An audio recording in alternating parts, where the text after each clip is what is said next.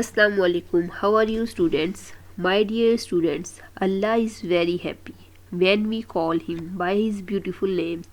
Today we are going to learn and read another name of Allah, that is Al Khaliqu. Al Khaliqu. It means Allah is the creator of everything.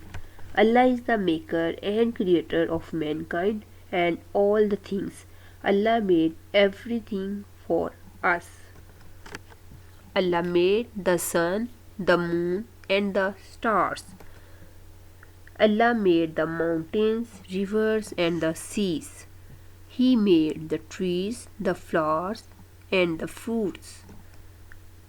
He made the animals and the birds.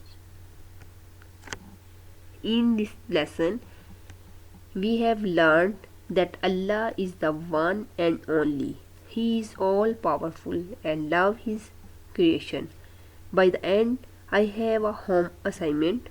Draw any 5 things that Allah has made and then send me on my given email address or the WhatsApp group in which you all are added.